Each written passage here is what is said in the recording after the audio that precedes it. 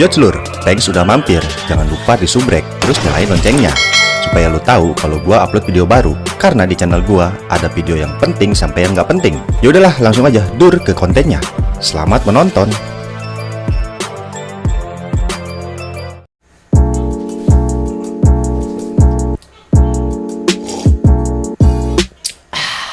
Halo lur, gimana kabarnya? Pada sehat lah ya?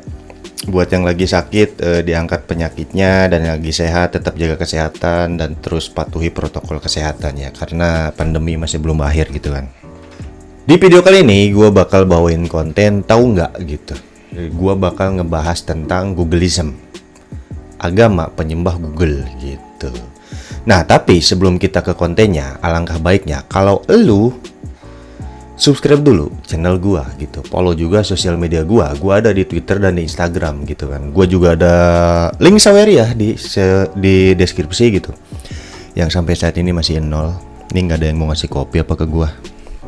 Yaudahlah, nggak usah kelamaan basa-basinya, kita mulai aja kontennya. Googleism adalah sebuah agama satir yang dibuat oleh orang yang bernama Matt McPherson di tahun 2009 gitu.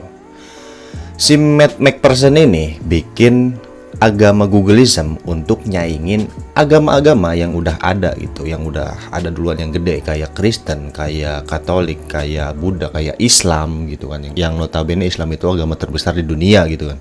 Nah, si Matt McPherson ini dia tuh cuman sekedar lelucon atau ya satir aja gitu buat agama Googleism ini. Tapi para pengikutnya itu sangat mempercayai agama yang dibuat si Matt McPherson ini, dan bahkan ada Googleism garis keras gitu kan. Pondasi atau ideologi si Googleism ini secara garis besar ya, karena Google ini tahu banyak hal, dari yang penting sampai nggak penting, ilmu pengetahuan segala macam itu semuanya ada di Google gitu kan. Dari kabar yang lama sampai yang terbaru di Google pun ada. Ya intinya Google itu dianggap Tuhan karena Google itu tahu segalanya gitu kan. Para penganutnya ini berkumpul nggak di dunia nyata gitu, hanya di dunia online gitu kan. Cuman katanya sih kalau misalnya penganut garis kerasnya itu sampai ngadain perkumpulan gitu, bahkan sampai naruh sesajen di kantor Google gitu kan. Nah si Googleism ini dia juga punya hari raya, punya cara doa gitu, punya peraturan yang harus ditaatin gitu kan. Ya sama kayak agama-agama lain lah gitu. Si Matt McPherson juga bikin 9 bukti kalau Google itu sama kayak Tuhan gitu. Tuhan-Tuhan yang ada di agama-agama besar lainnya gitu. Nah, langsung aja kita mulai dari yang pertama nih. Bukti yang pertama, Google itu all-knowing gitu, atau maha tahu, atau tahu segalanya lah. Lu tahu sendiri kan, Google itu mesin pencarian paling unggul di dunia buat saat ini gitu kan. Dimana sampai saat ini Google itu udah mengindeks 9,5 juta lebih situs dan terus akan bertambah ke depannya gitu kan. Yang menjadikan si Google ini mesin pencari paling tahu di dunia ini buat sekarang gitu kan. Bahkan ada istilahnya gini kan. Lu tahu nggak ini? Wah, gua nggak tahu tuh. Ya udah lu tanyain aja ke Mbah Google gitu. Ada istilah Mbah Google. Kalau lu nggak tahu sesuatu, lu tanya aja ke Mbah Google. Kalau di kita kan ada istilah kayak gitu ya. Ya itulah yang diyakinin sama penganut Googleism, karena si Mbah Google ini tahu segala hal gitu. Dan mereka itu nyamain kayak Tuhan gitu. Tuhan kan tahu segalanya gitu. Oke, kita lanjut yang kedua. Yang kedua itu Google omnipresent, atau Google ada di mana-mana gitu. Seperti yang kita tahu, Google itu ada di mana-mana, mau di kampung, mau di kota, mau di pelosok, mau di hutan. Selama kita punya gadget dan ada sambungan internet, di situ udah pasti ada Google, ya nggak? Yang otomatis ya Google ada di mana-mana, gitu. Karena mereka ngeyakinin tidak ada wilayah yang tidak terjangkau oleh internet. Ya mereka sih enak tinggal di Amerika gitu kan. Ya pasti di setiap sudut Amerika udah ada internet. Coba lu ke Indonesia anjir. Papua sono susah anjir internet. Lanjut yang ketiga. Yang ketiga itu Google menjawab doa gitu kan. Kenapa mereka bilang gitu? Karena apapun yang kalian tanyakan di Google pasti langsung dijawab gitu kan. Dan selalu ada jawabannya. Contohnya gini, kalau lu doa ke Tuhan lu, ke Allah contohnya gitu kan. Misalnya gini, lu doanya, ya Allah sembuhkanlah bisul hamba gitu. Nanti kan Allah itu ngasih tanda-tanda gitu kan, ngasih mukjizat lah istilahnya, ngasih jalan lah. Entah itu ketemu ahli kulit, entah itu dikasih tahu temen lu, lu kalau bisulan pakai gini, pakai gitu. Ya itu kan jalan atau tanda-tanda yang dikasih Allah gitu kan, buat lu jalanin gitu kan. Nah, buat penganut Googleism, mereka itu tinggal ketik di Google dan Google pun langsung ngasih jawaban. Lu harus gini buat nyembuhin bisul lu gitu. Dan keputusan pun sama gitu, sama-sama ada di umatnya gitu. Ya sama aja kan kalau lu doa ke Allah terus Allah ngasih tanda-tanda caranya gitu kan. Lu tinggal mutusin lu mau pakai cara yang mana. Sama halnya si penganut Googleism ini. Kan tinggal ketik terus ada jawabannya, lu juga tinggal ngikutin aja cara mana yang mau lu ikutin buat nyembuhin bisul lu gitu. Nah, lanjut yang keempat, Google itu immortal atau abadi atau nggak bisa mati gitu kan. Dan nggak punya wujud fisik. Sama kayak di definisi Tuhan di agama-agama besar lainnya, Tuhan itu immortal, abadi, dan gak bisa mati gitu kan, dan gak ada fisiknya.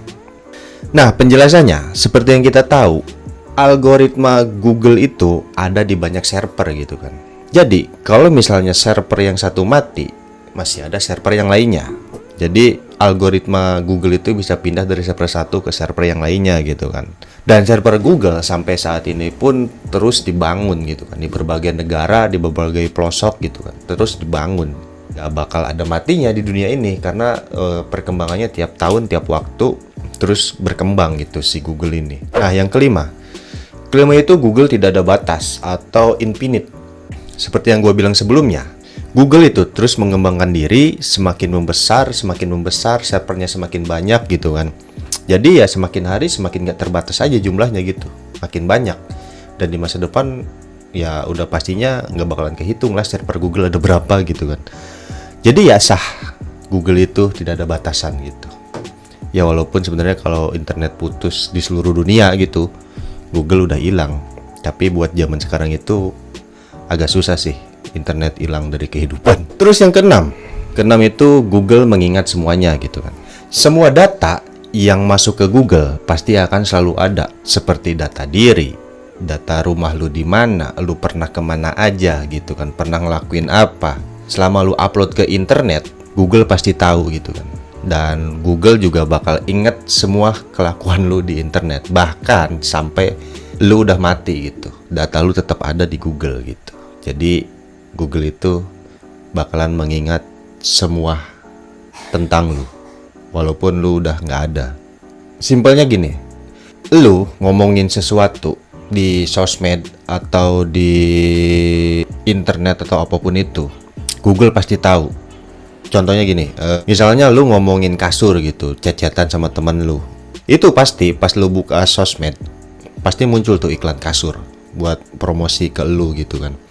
Padahal kita tuh cuman ngomongin doang gitu, tapi begitu kita buka sosmed, entah itu Instagram atau Facebook, pasti langsung muncul yang jualan kasur gitu. Terus yang ketujuh itu sebenarnya kurang relate sih kalau menurut gue ya. Yang ketujuh itu menurut si person ini, Google itu sebuah entitas yang mendapat keuntungan tanpa menjadi jahat. Gimana ya ngejelasinnya ya?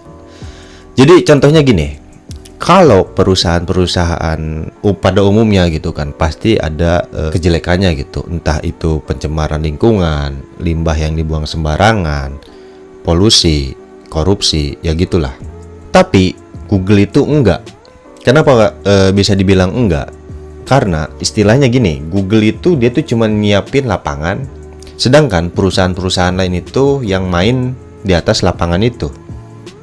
Contohnya ginilah, online shop. Begitu kita buka Google, pasti ada online shop di Google gitu kan. Kurang lebih kayak gitu. Jadi Google itu cuma nyediain wadah, terus yang kerja di atas wadah itu ya orang-orang lain gitu. Si Google ini dapat keuntungan tanpa berbuat jahat gitu kan. Kalau misalnya ada bisnis jelek gitu, bisnis penipuan atau segala macamnya, itu kan bukan Google yang ngelakuin, tapi pihak ketiga atau kedua gitu yang ngelakuin bisnis di dalam situs dalam Google gitu. Lanjut yang ke-8, kata Google itu adalah kata yang paling banyak dicari di dunia dibandingkan kata-kata yang ada di agama-agama besar lainnya kayak Al-Quran, Injil, atau Allah, atau Tuhan, atau Buddha gitu. Kata Google itu lebih populer dibanding kata-kata yang ada di agama-agama besar lainnya gitu. Jadi Google ini lebih terkenal gitu. Menurut mereka sih kayak gitu. Kenapa mereka bisa bilang begitu? Karena mereka dapat data dari Google Trend gitu. Google Trend itu sebuah aplikasi untuk mengukur seberapa tinggi tren di dalam Google gitu. Seberapa tinggi pencarian orang yang dilakukan di Google gitu. Dan kata Google adalah paling banyak yang dicari di dunia gitu. Nah, yang terakhir, Google itu berlimpah atau selalu ada. Seperti yang gue sebutin tadi di nomor 2, Google itu selalu ada selama ada gadget dan ada internet. Di situ Google ada, dimanapun lu, Google pasti ada gitu. Google itu selalu ada di mana-mana gitu. Nah, itu 9 ideologi atau 9 bukti atau dasar gitu agama Googleism yang ada di webnya milik Simat Person gitu, web resminya gitu kan. Ya, walaupun Matt ini ngebuat agama Googleism ini cuman sebagai satir gitu. Tapi ya tetap aja kalau ideologi kayak gini udah nyebar dan pasti ada orang yang sangat-sangat percaya dan meyakini itu semua. Dan yakin kalau itu nyata gitu, sampai bikin sesajen di kantor Google gitu kan. Nah, kalau bicara agama pasti ada ritual atau doa atau ibadahnya lah gitu. Begitu pula buat Googleism, penganut Googleism gitu. Para penganut Googleism juga punya ritual atau doa gitu sebelum ngebuka Google gitu. Doanya pakai bahasa Inggris sih, jadi nggak usah kita bahas lah karena bahasa Inggris gue jelek. Pokoknya sebelum lu buka Google ada doanya lah gitu. Terus sama kayak agama-agama lainnya, Googleism itu punya larangan dan kewajiban yang harus lu lakuin. Googleism juga punya 10 perintah atau 10 aturan atau 10 larangan gitu yang harus ditaatin gitu. Dan salah satunya, lu nggak boleh pakai search engine lainnya selain Google gitu. Kalau misalnya lu pakai search engine lainnya, itu lu berdosa gitu, diharamin, nggak boleh. Pokoknya lu harus pakai Google untuk mencari semua informasi gitu. Dan lu juga nggak boleh nyiptain search engine sendiri gitu. Dan kalau misalnya lu ngelanggar peraturan Google itu, ada konsekuensinya juga gitu. Dan salah satu konsekuensinya itu lu bakal apes selama 4 turunan gitu. Kok 4 turunan anjir, nggak 7 turunan. Emang beda sendiri gitu kan. Googleism juga punya hari raya gitu, punya hari raya kayak agama-agama lainnya. Kalau di Islam kan ada Idul Fitri, Idul Adha gitu kan. Kalau di Kristen ada Natal, tahun baruan gitu kan. Kalau di Buddha ada Imlek segala macem lah gitu. Nah, kalau di Googleism ini ada yang namanya hari apresiasi gitu. Hari apresiasi ini diperingati tanggal 14 September. Karena si Google ini domainnya didaftarkan pada tanggal 14 September gitu kan. Jadi hari apresiasi ini bertujuan untuk menghargai ilmu pengetahuan yang dapat digunakan manusia untuk memperbaiki dirinya supaya menjalani hidup yang lebih baik lagi gitu.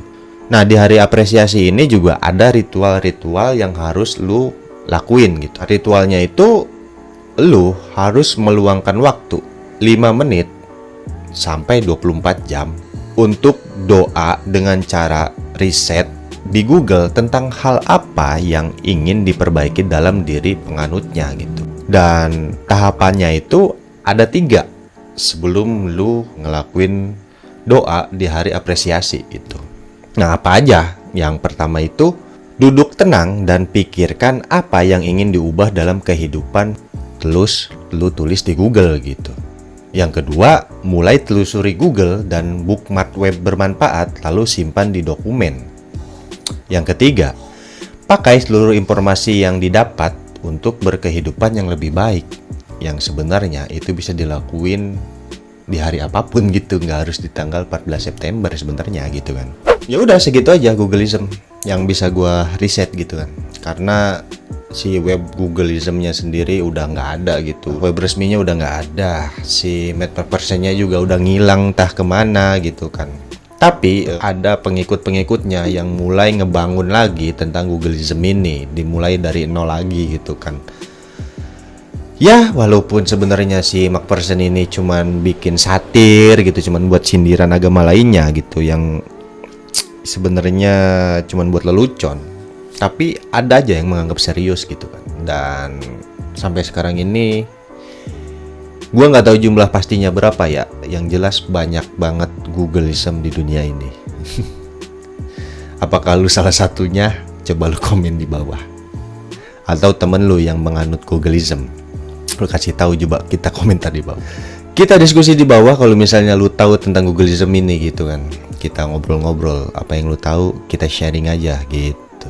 Oke lah, segini aja konten tahu nggak kali ini. Jangan lupa subscribe channel gua, follow juga sosial media gua ada di Twitter dan Instagram, linknya gua taruh di deskripsi. Dan kalau misalnya lu mau nyawer ke gua juga ada Saweria, linknya gua taruh juga di deskripsi, oke? Sekian konten gua kali ini, jangan lupa makan biar nggak lemes dan jangan lupa napas biar nggak mati, oke? See you on the next video. Wassalamualaikum warahmatullahi wabarakatuh.